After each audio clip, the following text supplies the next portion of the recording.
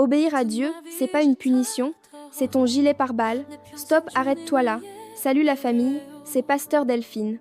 Aujourd'hui, on s'attaque à un mot qui fait souvent peur, l'obéissance. Quand on dit obéir, les jeunes comme les vieux s'imaginent des règles strictes et une ambiance militaire. Mais regardez l'obéissance de Christ. Jésus n'a pas obéi par contrainte ou par peur. Il l'a fait par amour total et par une confiance absolue envers le Père, comme le dit Philippiens 2:8. Il s'est humilié lui-même, se rendant obéissant jusqu'à la mort, même la mort de la croix. Même dans les moments les plus durs, à Gethsémanée, il a dit « Non pas ma volonté, mais la tienne ». Son obéissance a brisé la puissance du péché et de la mort, et elle nous a ouvert les portes de la vie. En conclusion, suivre l'exemple de Jésus et obéir à Dieu, ce n'est pas perdre sa liberté, c'est tout le contraire.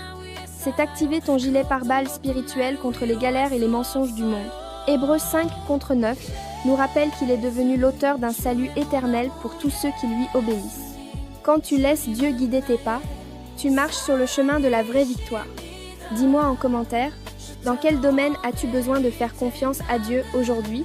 Commente, abonne-toi, partage et like pour fortifier la famille. Prions. Seigneur Jésus, merci pour ton obéissance parfaite qui nous a sauvés. Donne-nous la force et le courage de suivre tes pas, même quand le chemin est difficile.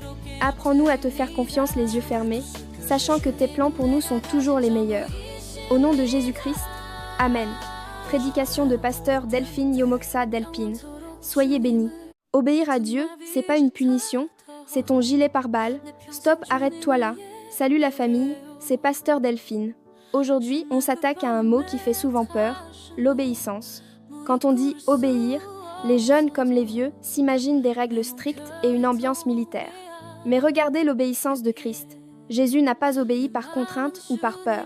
Il l'a fait par amour total et par une confiance absolue envers le Père, comme le dit Philippiens 2:8. Il s'est humilié lui-même, se rendant obéissant jusqu'à la mort, même la mort de la croix. Même dans les moments les plus durs, à Gethsémanée, il a dit « Non pas ma volonté, mais la tienne ».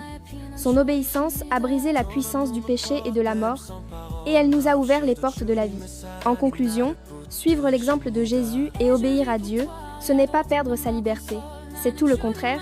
C'est activer ton gilet pare-balles spirituel contre les galères et les mensonges du monde. Hébreux 5:9 nous rappelle qu'il est devenu l'auteur d'un salut éternel pour tous ceux qui lui obéissent. Quand tu laisses Dieu guider tes pas, tu marches sur le chemin de la vraie victoire. Dis-moi en commentaire, dans quel domaine as-tu besoin de faire confiance à Dieu aujourd'hui?